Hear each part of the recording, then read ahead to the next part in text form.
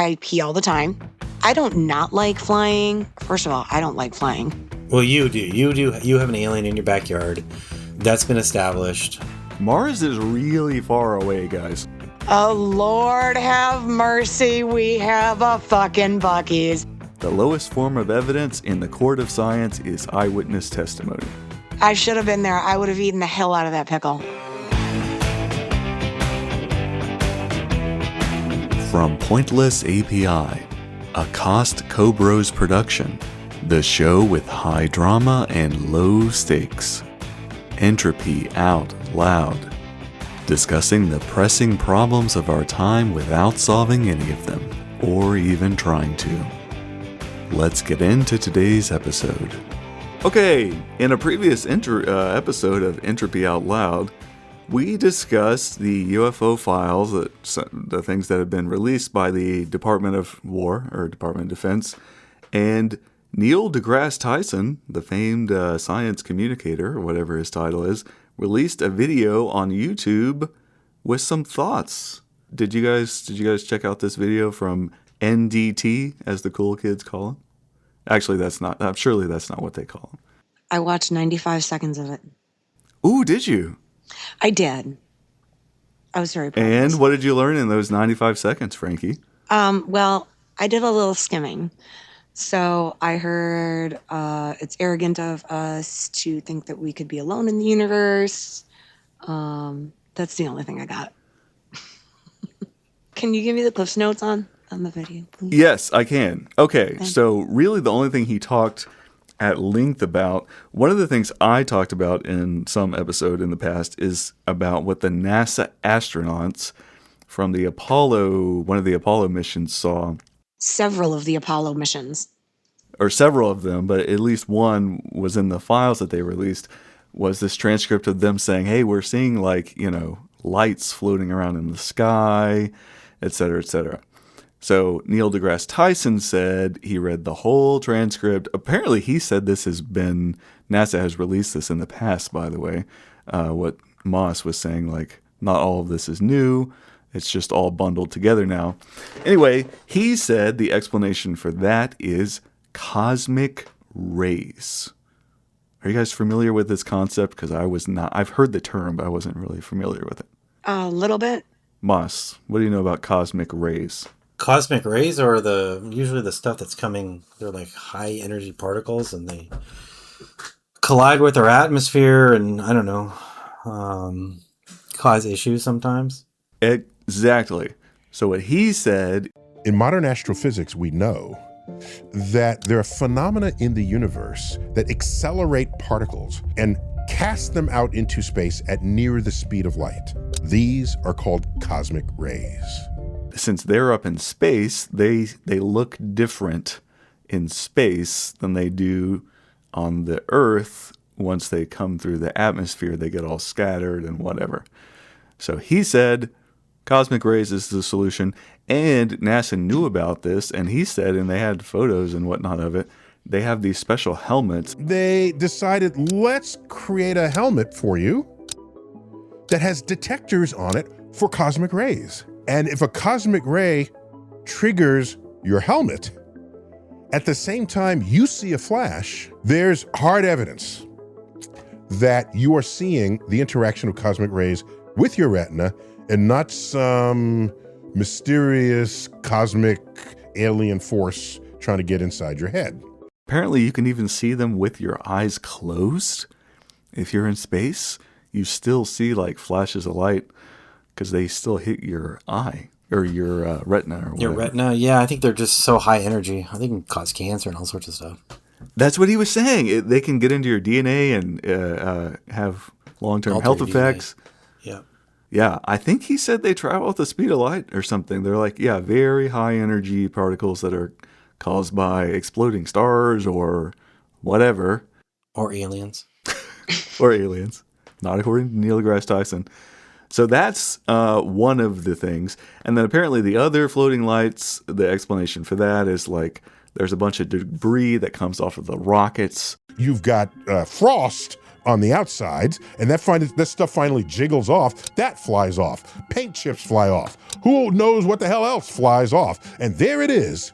Right about at that time, they see these flashes of light outside their capsule. Not in their eyes, outside. Notice you can't photograph flashes of light that are on your retina, because the camera is not your retina. But you can do them outside the capsule, and they did. Like the astronaut said, it looks like the 4th of July outside our window.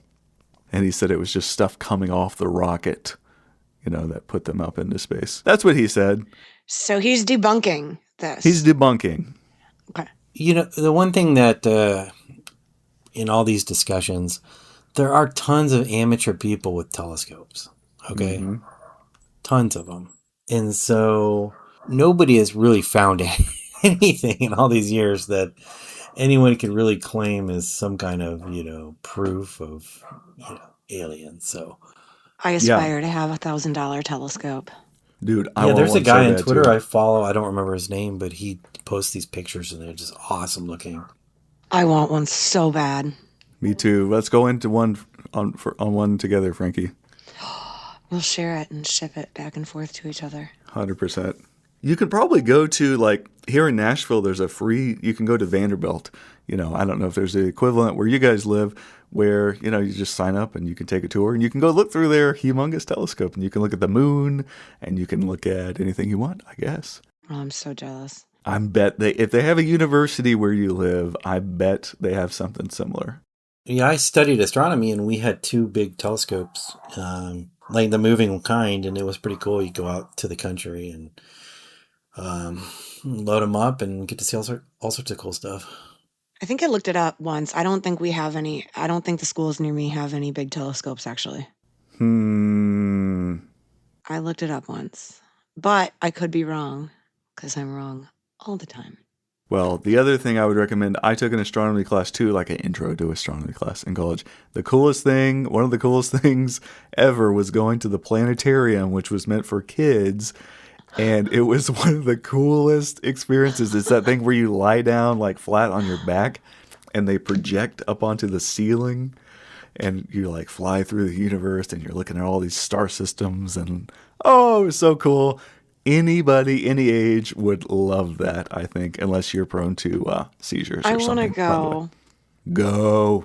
Yeah, they do those in those Omni theaters. I don't know. We had there was one in Fort Worth, and it was like a 180 theater. Yeah, exactly.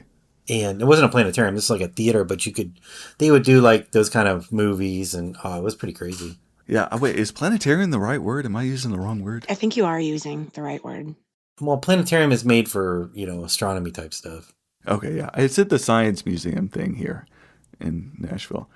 But yeah, it's what you're talking about. It's 360 and you lie down and they project on the ceiling. Oh, it's very immersive and it's so cool. Yeah. And go check it out. No matter what it costs, it's a great... Yeah, all the planetariums are a couple hours away from me.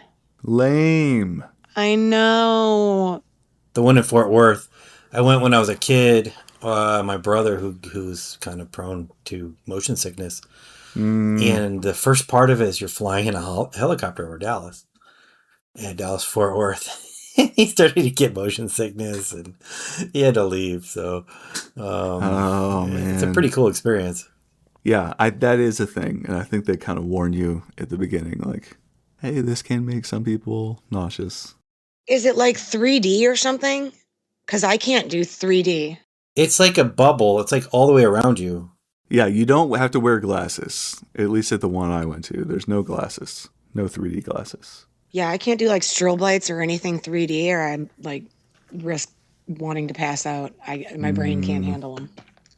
Have you tried to go to watch a 3D movie and it just doesn't work? Yeah, and if I'm when I was younger, if I was at a club or something and they'd start strobe lights, I would have to just put my head down, put my hands over my eyes, and walk out as fast as I could. I don't know if it's because I'm prone to seizures or what, but that car racing game also, the one that's super expensive where you sit in the thing at your house. What was it called? Do you guys know what I'm talking about? Like something you wear a headset with or something? You wear a headset. You're sitting in a chair. The chair vibrates. Oh, like arcade style. Kind of. Oh, it's racing simulators is what it is. I'm sorry. And you install them in your home. And I can't even do that. I did it for like 5 minutes and I had to lay down for like 20. So, Frankie, I went to a team building thing. This was years ago. And we went to one of those 3D, like an arcade, 3D arcade. Mm-hmm. And they had all these racing games where you'd sit down, you put the helmet on, and you would like drive the car. And I don't know, we're probably 4 of us there, and we're like doing it. And the dude next to me gets up, throws his thing off, and runs right to the bathroom and pukes. Like totally gets to some people, like almost immediately. He must have been playing for 30 seconds. Yeah, almost immediately. That is a thing, but you guys, it's so weird how motion sickness, how it only affects certain people, but also I get it too sometimes on planes, or if I'm sitting at the back of a long car on a long trip, I'll get sick. But roller coasters and what you're talking about, those don't make me sick at all. I won't touch a roller coaster with a 50-foot pole. It's really odd how certain types of motion sickness affect us and some don't at all. It's all psychological, We got to circle back to Neil deGrasse. Okay, yes. Getting back to the topic. So that's what he said. Cosmic rays and then just like debris coming off of the rockets. That's really the only thing he directly addressed was the NASA part, because that's what he does is like space, right? In another YouTube video on this guy, do you guys know Hassan Minhaj? I'm pretty sure is how you say his name. I feel like I've heard of that, but I don't know why. He's a comedian. Yes. That guy. Indian American guy. Okay. He funny little very dude. funny. He got famous. He was on the Daily Show maybe. And then I first heard of him because he spoke at the White House Correspondents' Dinner during Trump's first term and was so funny. It was so good. And that's what made him more famous. He got a show on Netflix. Now he's on YouTube, does a podcast, whatever. Anyway, so Neil deGrasse Tyson went on his YouTube show, and of course he just starts peppering him with all these alien questions. Neil deGrasse Tyson said, basically, to sum it up, we'll put the link in the show notes. Really good watch. I enjoyed watching it. He said, there's no direct evidence. He said what Moss said earlier. We're looking at the sky. If there were aliens floating around, NASA would see it. And also, so my big thing that I keep talking about over and over is all these people from the military have come out with eyewitness testimony. Here's what I saw. And why that matters to me is because those are the most unimpeachable witnesses in the whole world, right? They're very well tested and qualified in moral character, and they don't lie, and they are trusted with blah, blah, blah. Military people, right? They are not loons, and they're not crazy, and they go through batteries of tests. Can I ask you a question about what you just said? Are you saying that people in the military are like, I don't know, you used a word, I wouldn't necessarily use that word, but I don't know, have more character or whatever than anybody else? Maybe I shouldn't have said that. What I meant is they're not crazy. Right? They're not going to give you access to the nuclear facility if you have schizophrenia or you see things or you're bipolar or whatever, or you're just a liar. You personally hold them to a higher standard than you would say. We do. As a society, we hold the military. Okay. We hold them. Okay. That's all I mean is they're more unimpeachable than a random dude in the middle of Nebraska who's a whatever. I won't mention some profession so I don't insult that whole profession. But they're trustworthy, right? We trust military people. They go through a lot of training. I don't mean to prop up that. I'm not some military supporter here. You know what I mean, right? I understand your point. I agree with you. But I also think just like humans, there are plenty of, terrible humans that are in the military and not in the military. And there's a whole spectrum of everything, right? Agreed. So, yeah, but are you saying this isn't your opinion? You're just saying that this is the opinion of the most of America, like Am I picking up what That's you're what I'm saying? trying to say badly is Okay. they're generally Oh, like how not badly? going to make shit up, right? If they do, Right. they get discharged from the military and it's a big deal and they, blah, blah, blah. Anyway, okay. So that's why I think it's important we have so much eyewitness testimony from people in the military and people from all different branches of the military who see crazy shit in the sky, right?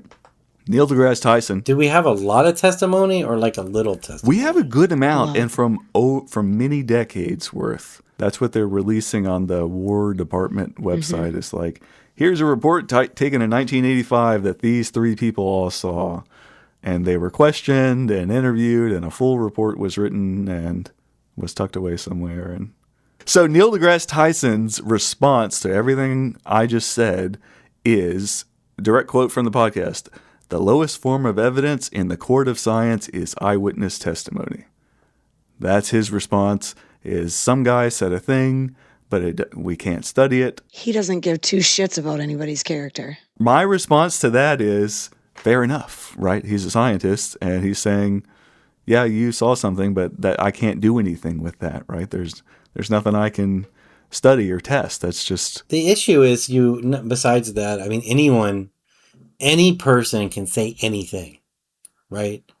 Regardless, and you can just assume that the person is not crazy, and you can assume that they actually saw what they saw, and you can assume that they're describing it correctly.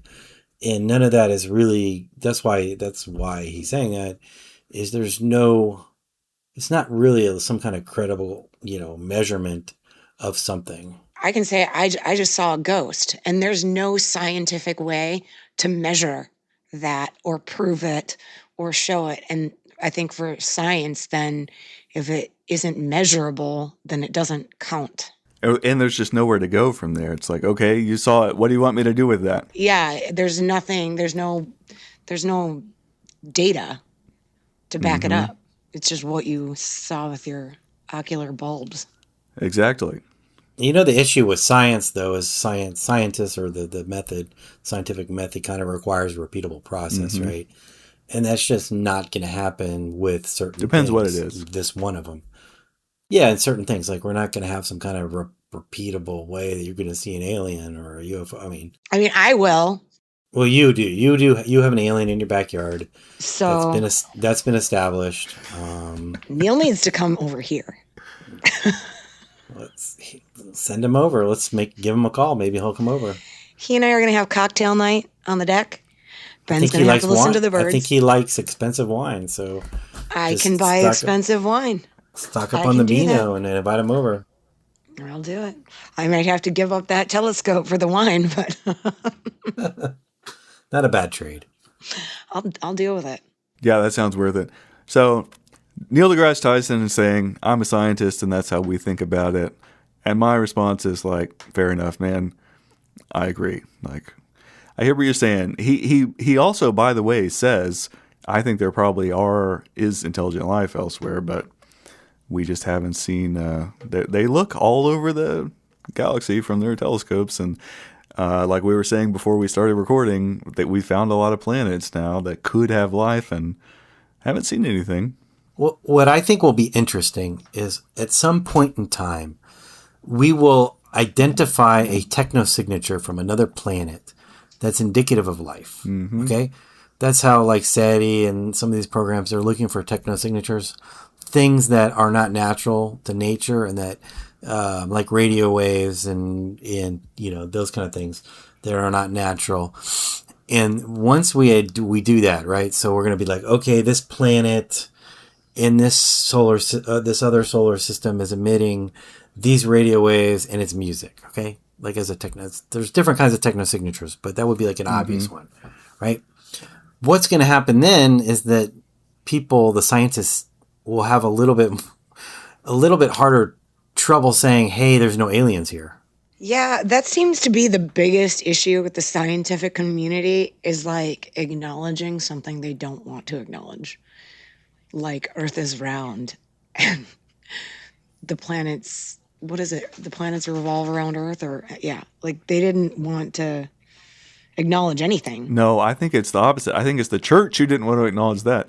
But hold on a second.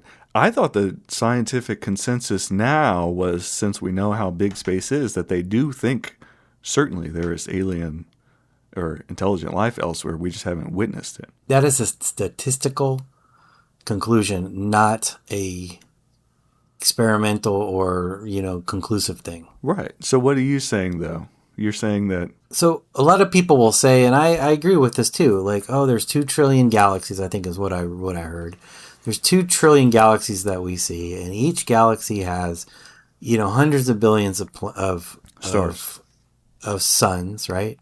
Stars.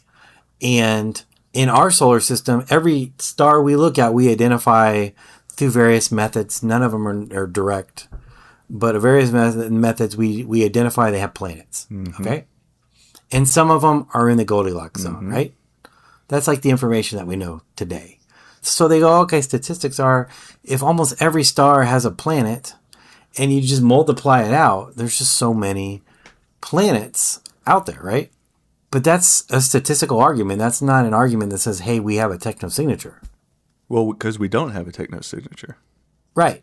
So there's no specific argument that says there are there's a life out there. There's just a statistical argument. Yeah, but that's good enough for me. I'm okay with that.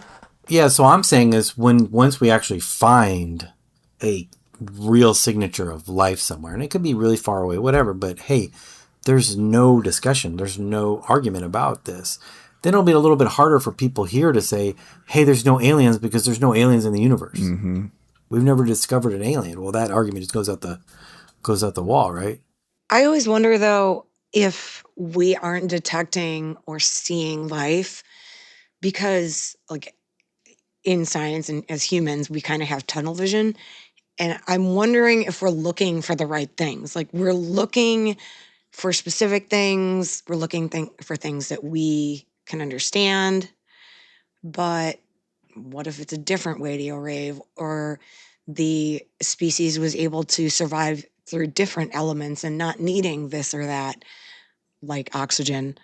There are so many possibilities for life to exist, not just under the parameters that we know.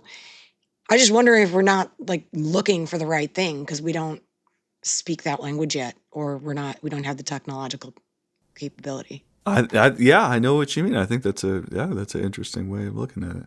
I mean, it's Earth-like planet. It's habitable planet. Like, we're looking for life on Earth-like planets. I have heard the argument of why we should be looking for life on other planets like ours, but why would we assume all life is survivable only under our conditions? Yeah, I think I know what you're saying. We know how life came about here on Earth, and that's the only way we know about how life comes about through chemistry, whatever, happening and long scales, molecules form, and blah, blah, blah, all that stuff I don't remember from high school. But yeah, that's the only evidence we have for how life forms. And I actually don't think we know definitively how life formed on Earth, nor is there an official definition of what life is. I think we have a definition of life, but I think... Well, there are definitions of it. I take that back, but there's no definitive. Abiogenesis. I've heard endless debates about this. I think you're right, Moss. Oh my God, you actually said I was right. I was so proud. It was 2 things, Moss and you said you were right. I'm proud of the Moss one. You're winning tonight. You're proud of the me. You're winning tonight. I think they don't know exactly. I'm not trying to win. I'm just giving my opinion, that's all. No, I think you're right. They don't know details, of course, but the details get filled in every decade. We learn more and more. But I think we know high strokes, Well, yeah, those are theories, but there's also another theory that says we're more likely to encounter machines in space than we are maybe bionic, like humanoid people. Because at some point in time, you could build a machine that could replicate itself, right, in space, because there's lots of elements in space. There's water and, all these things, carbon and metals and solar power. So it can replicate itself. Solar power. I mean, you can do nuclear power, like whatever. Replicate itself, right? And though you got 1 turns into 2, those turn into 4, those turn into 8, and they say you could actually colonize the entire galaxy in like, I don't remember, it was 100,000 years or 1,000,000 years. That sounds very short. Yeah, and how would we find that civilization when all we're looking for is biological humans? Von Neumann probes are what they're called. Yeah. Well, we would see, probes or something floating around. It depends how big they are, and But yeah, you would think we would at this Or point, you think right? they would come probe Earth, and we would see them. Of course, maybe that is what some of these military people do see in the sky. Well, I mean, they probably landed in Frankie's backyard. That's the biggest. Agreed. Yeah. I think we think that they can see more than what they can in most cases. When 3-Eye Atlas is happening, everybody was like, why can't we get more pictures or up to date?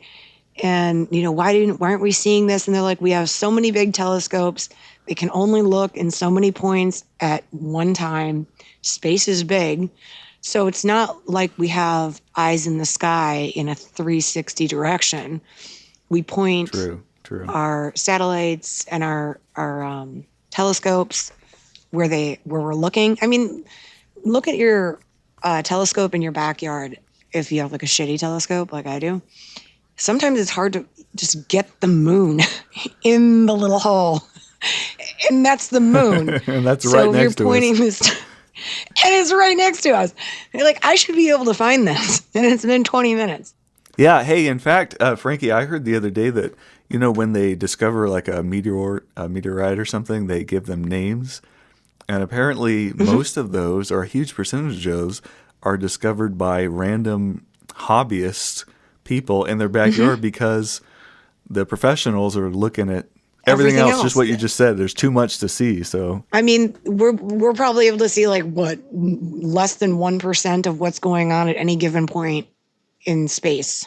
Would be my guess. I have no idea. yeah, and also when we're going around the sun, you can only see certain things at certain times of the year, right? So yeah. Anyway, sorry, Moss. Have you guys seen the Hubble Deep Field Survey images?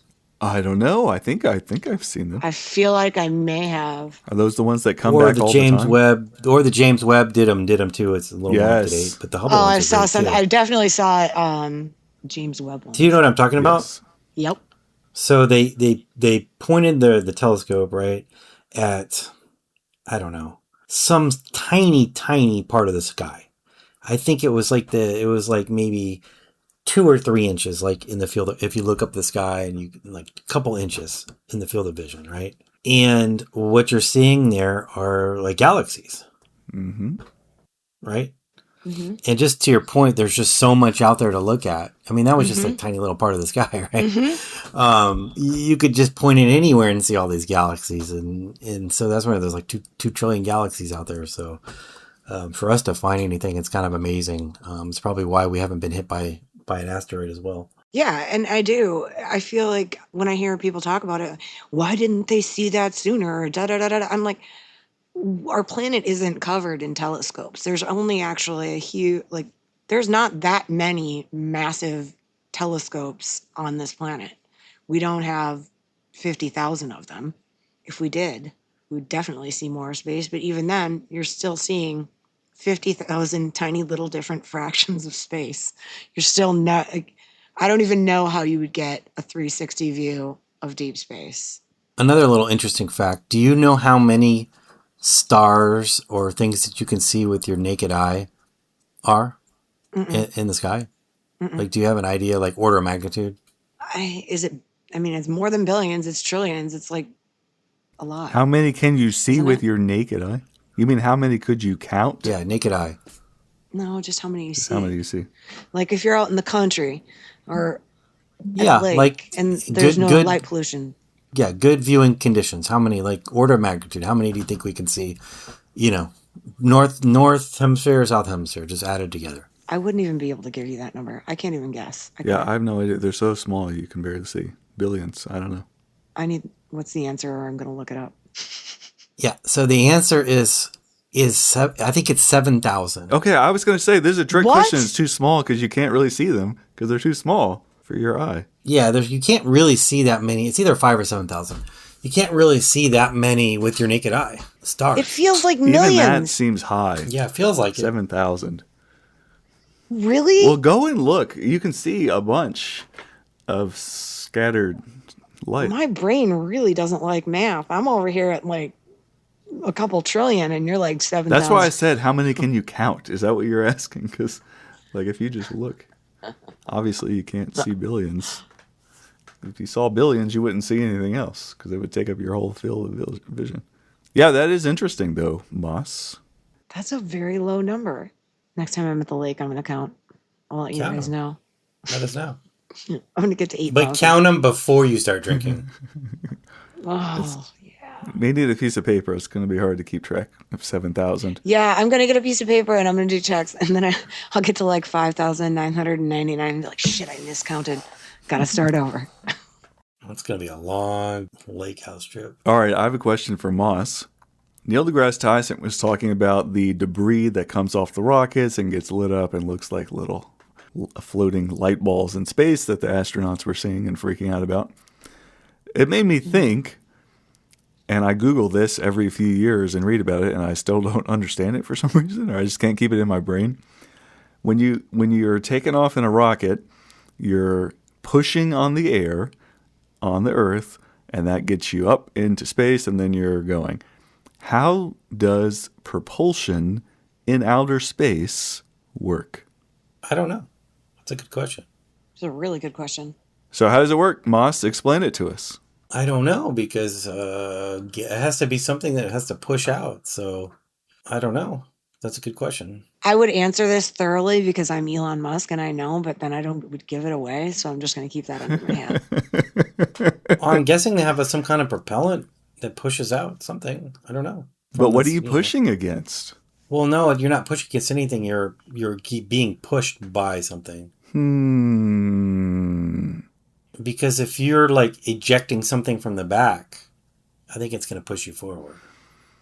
Right. Or are you saying that when the spaceship is moving, it's actually pushing the whole universe? Like you're pushing the universe instead of yourself through space? I'm not saying anything. I'm saying I just don't get it. So like when you jump on Earth, it's like you're like Chuck Norris. When you jump on Earth, you're not actually jumping in the air. You're pushing the Earth down. No, you're not pushing the Earth down. You're pushing against the Earth, creating some momentum to escape gravity momentarily, and then you come back down. Do you want the answer? Have we got the AI answer? No, you have the Google answer. Rockets move forward in space by expelling mass, exhausting gas backward at high speed, which creates a forward thrust through Newton's third law of motion. For every action, there is an equal and opposite reaction. No need for air. Unlike airplanes or cars, rockets carry their own oxidizer and fuel, so they can work in the vacuum of space where there's no air to push against. Thrust equation. The forward thrust depends on the mass flow rate of the exhaust and the exit velocity. Thrust equals mass flow rate times exhaust velocity. Higher exhaust speed and more mass ejected per second means more thrust. Frankie, I hear SpaceX is higher. I can read! I'm sorry. I hear you're hiring. Okay, so a spaceship is expelling Thank you. some type of mass. It sounded like gas. Exhaust. It's expelling exhaust gases. Gases. What kind of gas? At high speed. Like helium or something like that? Or like a heavier... I would assume it's rocket fuel, right? I don't have the answer in front of me, but... Well, rocket fuel is a liquid. I'm agreeing. It's rocket fuel. I don't fucking know, but I mean, I feel like that's my gut instinct. Okay, I'm going to look it up. And I'm going with Elon. So, but that is what Moss was saying, is by expelling something, it pushes you forward. So you were right, Moss. Well, there's really no other answer, really. I mean, they do have other kinds of propulsion systems, though. They have one that, like, I don't know, uses electricity and magnetism, and it's like really slow. I forgot the name of it. Helium. It says helium. It is helium. Oh, liquid I guess hydrogen, right. liquid hydrogen, liquid oxygen, kerosene, Oh, it's not used. methane. Interesting. ammonium, I can't read that, composite propellant used in boosters. Wonder how much liquid nitrogen it takes to go to. It's kind of interesting because once you kind of get going at a velocity, it'll keep going. Yeah, exactly. It's not like there's no friction to slow you down. It's like the initial push, right? Yeah, you don't need any more to like keep going like a car. But yeah, you do need it to slow down. So you just put them on all sides, I guess. Just use the brakes. Or you just put those thrusters all over your spaceship. It's like a boat. I guess is what they do. I think what they do, I think they turn it around. Oh, interesting. Like The Expanse. Did you ever watch that TV show? I know Frankie did. Frankie said she watched that 4 times. It's in the show notes. Yep. Well, they show that. They show that the spaceship goes, and when they have to stop, they turn the spaceship around, and then they burn. Interesting. Yeah, that makes perfect sense.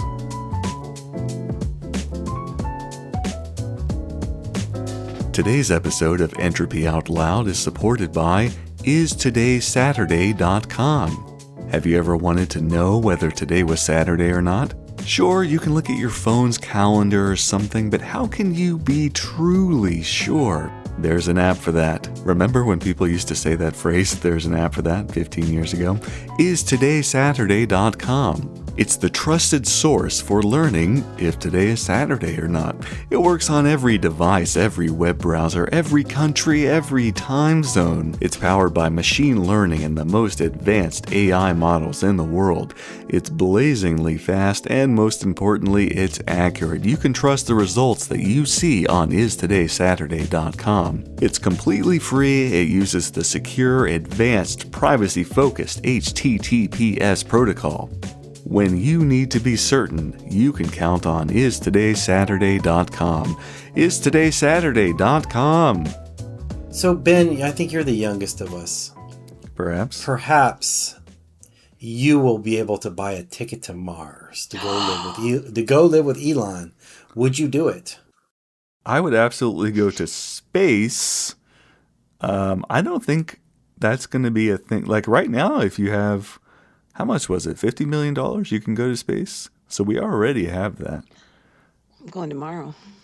I'm talking about going to Mars. I don't think that is as soon as people wish it was. Well, let's just say in the next 2 years. No way. They've got some housing on it. I know it's not possible. They got some housing, and they're like, you could, like, Ben, we need you on Mars. Would you go? Not in the next 2 years. No way. Way too dangerous. No. Forget the danger part. Let's just say it's low danger. It's about like living in Peru, the danger-wise, and you can go to Mars and you can live there, but you got to live there for like 10 years. If I could time travel to 300 years from now when it's become normalized, hell yeah, I would go. Of course I would. The answer is no. So, but they're gonna pay you fat money. They're gonna pay you fat money. It's 10 years from now. You're not gonna die. Everything's fine. You're living in a little space hut. It's all good. Put on your little space suit to go outside. It'll be super cute. And they need you because you have the technical knowledge they need. And you're going to get paid a shit ton of money. Yeah, you won't spend your money. You have nothing to spend it on. They provide everything. Everything's paid for. So you're going to walk out of there in 10 years being a multimillionaire and you just spent 10 years on Mars. Would you go? Is the question, are you interested in going to Mars for 10 years? Or is the question, are you interested in being the monkey who... No, it's the first one. Oh, then yes. Yeah, 10 years and you're going to be rich. Obviously. Why would I say no to that? Just because it's 10 years of your life? Well, I mean, I wouldn't go. I got a kid and a wife. Take them with you. Kids, so, Take them with you. I'm not taking my kids to Mars. Yeah, I'm not taking my kids to Mars. Why not? Yeah. My kid's got to go to school and stuff. Dude, are you kidding? He's got to go to school when he can go to Mars? Yeah. Well, I'm not kidding. You don't know kids, man. It's not an environment for kids. If we're making up the parameters of this test, then they have a school on Mars.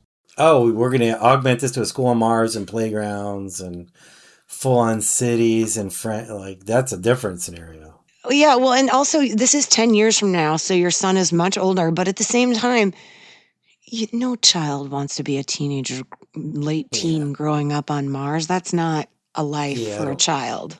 Yeah, I agree. I don't think I would go. Depends on the child. It's going to be a very professional situation. For the first 30 years, there's not going to be a whole hell of a lot of kids there. So Ben would go, but we won't go. Well, they would have nothing to hire me for. We can still do the podcast, though.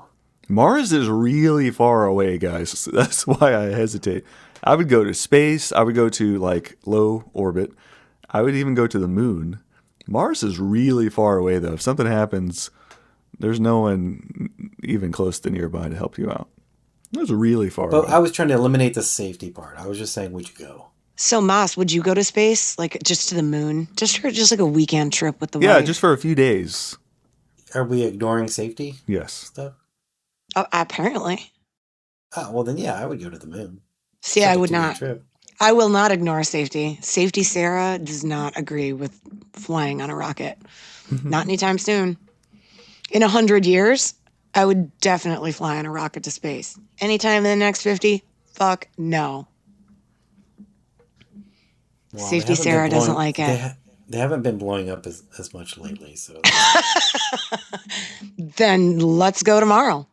I'm definitely a little traumatized. Perhaps you are too of the Challenger when we saw that as a kid. But Absolutely. Well, but That no. was 30 years I mean, ago. yes, but no. Yeah, but I don't not like flying. But I don't, first of all, I don't like flying because it's so inconvenient. I would rather just drive. I can't pack as much. I have to wait in line. I'm the The same seats way, are Frankie. uncomfortable. I don't like to have to pee. And I pee all the time. And those bathrooms on those planes are awful. I'd rather stop at a Wawa like, or a Sheetz or literally a ghetto 7-Eleven in the middle of the country. I'm sorry, what is a Wawa? Is that a Canadian thing? It's a gas station. We don't have that in Tennessee either. I don't know what that is. It's, do you have Sheetz? By my bed. We have Buc-ee's in Tennessee. Do you guys have that? Where you? I know they don't. Oh, have Buc-ee's, yeah. Lord have mercy. We have a fucking Buc-ee's. It's not near us, thank the heavens. It's like a I'm I don't not- think it's I- near anybody. I refuse to get on the Buc-ee fan I bandwagon. have actually never been to refuse. one.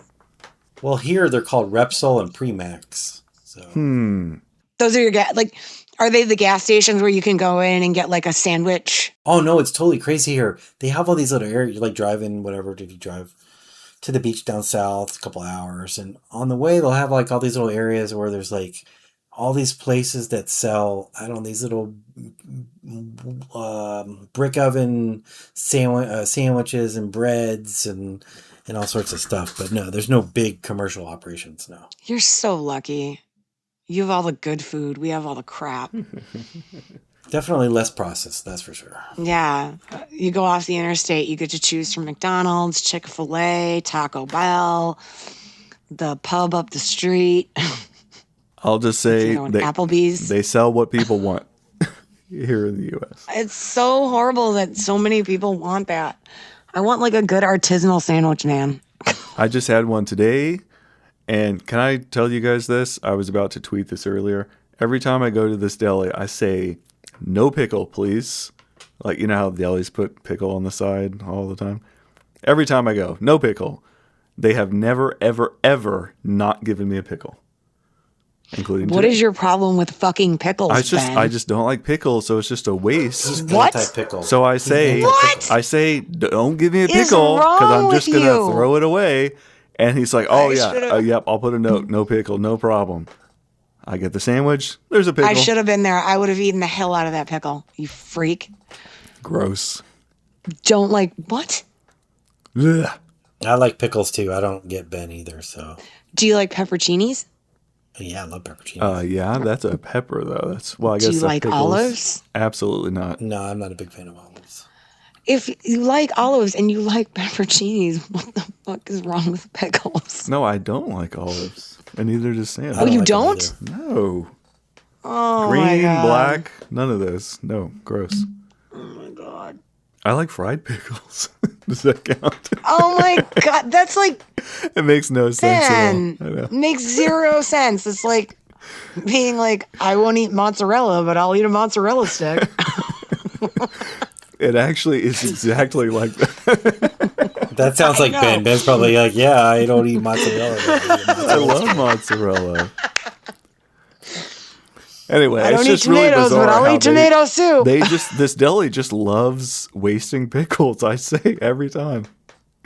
Mail me your pickle. They probably had one customer one time give them like a 0 rating, and because they didn't get their pickle, and so now they're making You're sure that being everyone gets punished. their pickle. And it was probably Ben's being- Frankie. It was probably Frankie.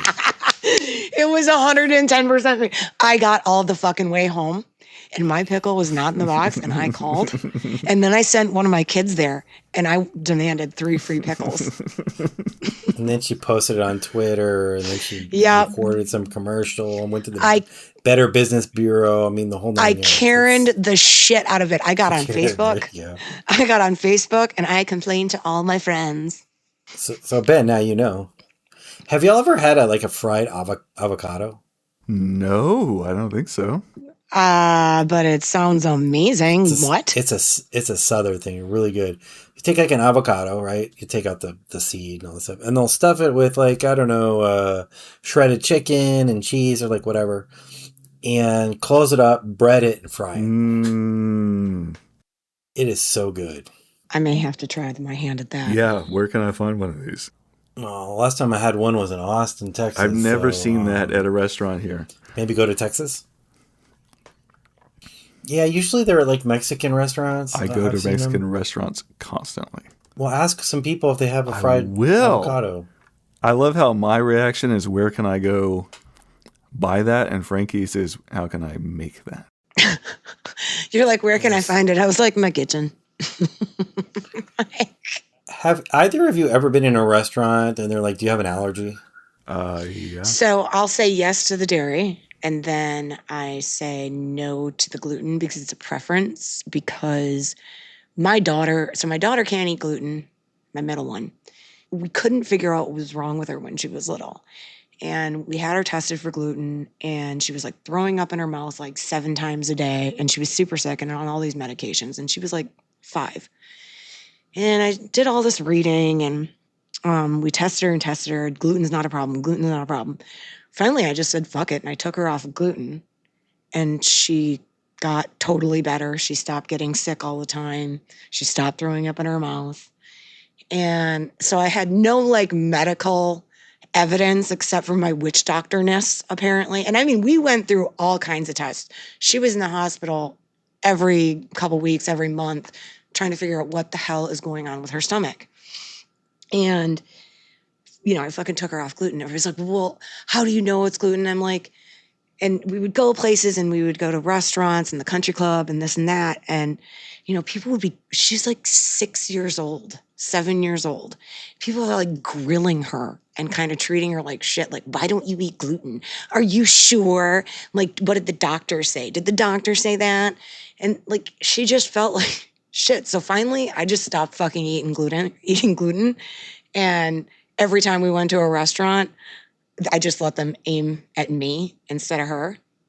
And it worked. So I just never went back to eating gluten because I learned to eat gluten-free. And then when I stopped eating gluten, I realized how much fucking gluten is in the American diet. No wonder people have gluten intolerances.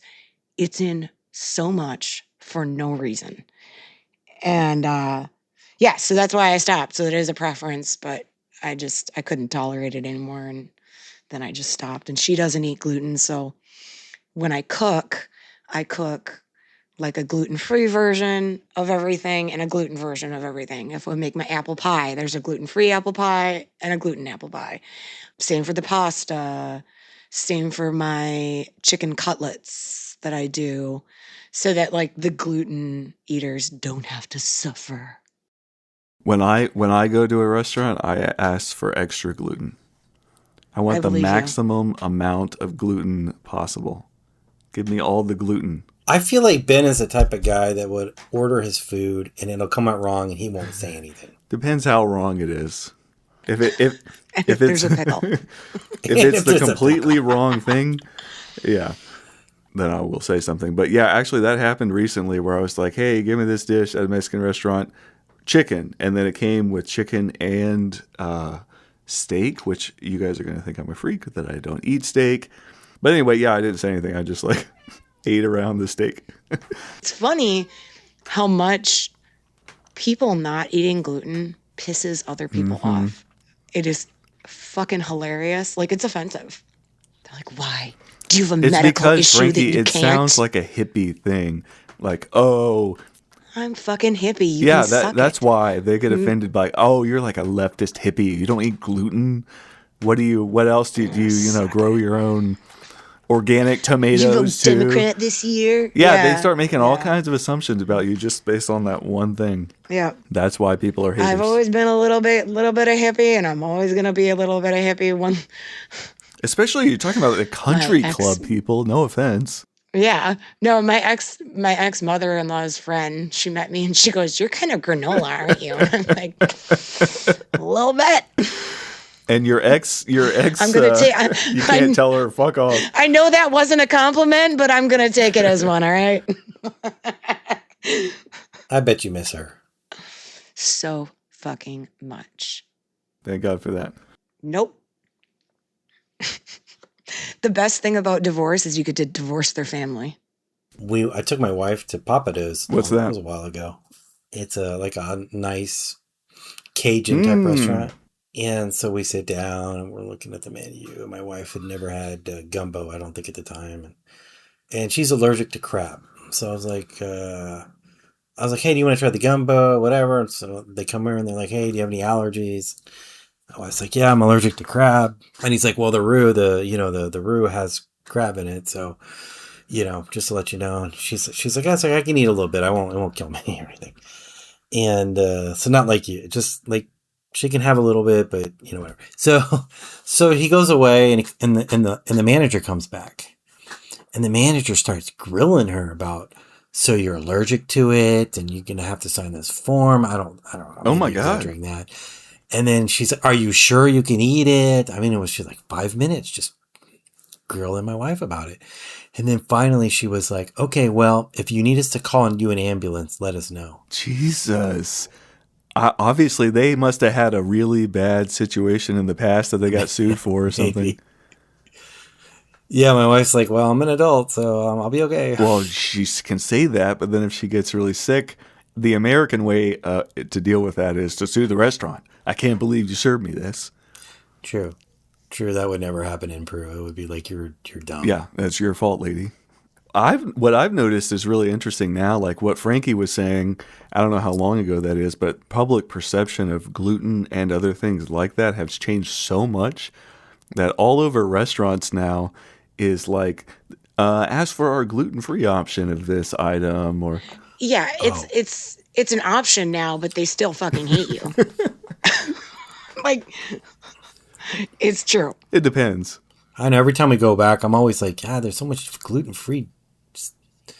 Just eat a salad. I mean, come on. It's all over the place now. I know so many people that are like Frankie that just say, I stopped eating gluten and I stopped having problems. So it's funny. A buddy of mine went to France with another couple. He was telling the story, and they were in all these nice restaurants. And so they go to a restaurant, and the other couple, the lady was like, do you have any gluten-free blah, blah, blah?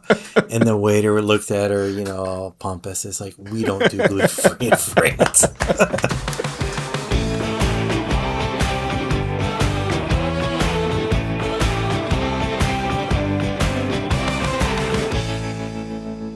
So another example, guys, of us fact-checking ourselves, or just another follow-up from a previous episode of Entropy Out Loud. We talked briefly about the zoo hypothesis and Brian Cox's thoughts on the zoo hypothesis.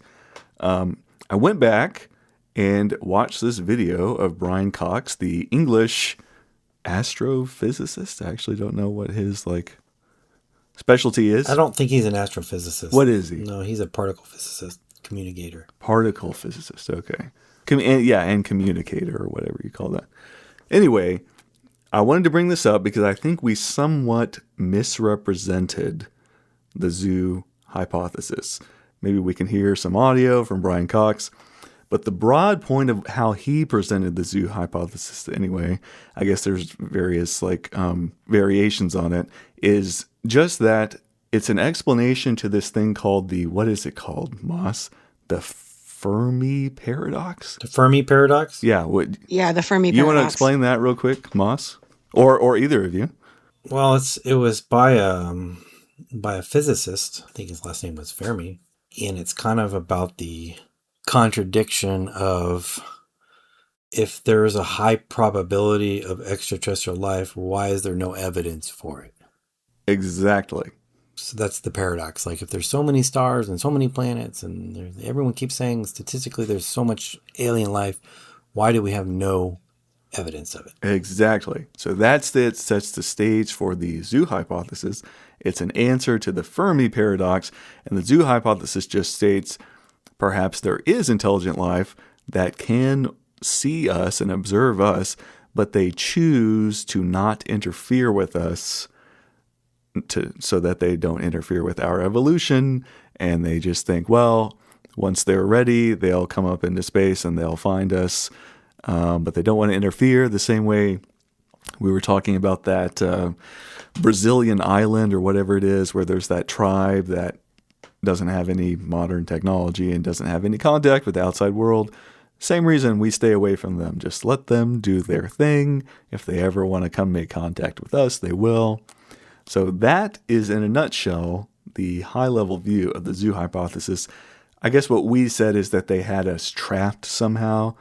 Brian Cox didn't have that part in his hypothesis. He was just saying there's aliens out there and they just choose not to make themselves known to us. Yeah, I mean, like, I don't even know if there's any official things about it, but there are hypotheses that we're kind of locked here. We're locked down here, as opposed to just avoiding us. So, but perhaps the official internet definition of the zoo hypothesis is that we're just here and they're not contacting us. Or the Brian Cox definition is why I wanted to, since we name checked him. Or the Brian Cox one, yeah. He's probably more of an expert than we are. He sounds very impressive when he speaks. He's good. Like Neil deGrasse Tyson. He definitely sounds more of an expert. He's a young guy. They are very practiced. Yeah, he's very good at explaining these concepts. What do you think, Frankie? Any other thoughts on zoo hypothesis? I see that you're right. So Brian Cox has done a couple really great videos on YouTube. I think On the Big Think is the channel. It's like where you're sitting down behind this like white screen. He's in front of like a white screen. Oh, I've seen Big Think videos. Yeah. Those are good. And they're really good. He'll sit there and talk for an hour, and they're excellent videos. I just like listening to him speak. He's very well spoken, and I love the English accent. I was going to say, I listened to a little bit today, and I enjoyed listening to him speak. I'm sure there's life out there and civilizations out there because, I mean, there are, the piece of the universe we can see, there are of order 2 trillion galaxies in the observable universe, which is a small patch of a possibly infinite universe beyond. So there's definitely life and civilizations out there. There has to be. But the question really is, how many of them are contactable? How far away do you have to go? It could be you have to go out of our galaxy to get another one. So I think that's the real question. It's internal to our galaxy. Because I don't see we're ever going to be contacting things from another galaxy. So it's almost irrelevant. But inside our galaxy, 400 billion stars, then that's the question. What is there in there? Do you want to hear something crazy? So this is like a physicist, okay? Like he's a physicist and he works in the industry and he's a communicator. I think he's like really big in England as far as like Neil deGrasse Tyson, but like bigger in England, right? And that dude was in a band. Ooh. And his band when he was younger, I think I watched one of the big things where he was talking about his life. He had this is like a nerdy physicist guy, so his band had like these hits really in England, like number 1, top 1, yeah, back when he was younger, and I think he got the band back together and they're still playing. I will look for that video where he talks about his life. It's really good. It's really interesting, and so you can put it in the show notes. Cool. Nice. What kind of music? A rock. What did he play in the band? I don't remember. He might have been a singer. Wow. He has the voice for it. I haven't heard him sing, but I believe it. I could be misremembering, so we'll have to check and see what Brian Cox was in the band. Was a singer, or if he played an instrument. That's so interesting because when I was watching that Zoo Hypothesis video, he has a Beatles haircut. He looks like a Beatle in that video. I don't know how old that was. Oh, yeah. He looks like one of the Beatles. A little bit. I don't know if our younger audience know who the Beatles are, but he looks like a Beatle. You just wasted what could have been a productive hour creating shareholder value by listening to this deeply unserious podcast. You can find all of the show's hosts on Twitter. Our usernames are in the show notes. Our web developer is a robot called BW, assisted by Moss. Show notes for today's episode were diligently written by Frankie. Special effects for today's show were provided by istodaysaturday.com. Costumes for today's show were provided by no one. Please sponsor us. We're really nice people, I promise. The lack of introspection on today's show was proudly provided by Mark Andreessen. Only Twitter addicts will understand that joke. You can find this show on the internet. Hey mom, we're on the internet. We have our very own website and everything. EntropyOutLoud.com. The website is where you can find past episodes of the show. You can also find them wherever you're listening to this right now is probably a good place to start. Also, Apple Podcasts, Spotify, YouTube, etc. Subscribe unless you want us to be sad. To contact us, you can send electronic mail to hello@entropyoutloud.com. For sponsors, we set up a special inbox just for you.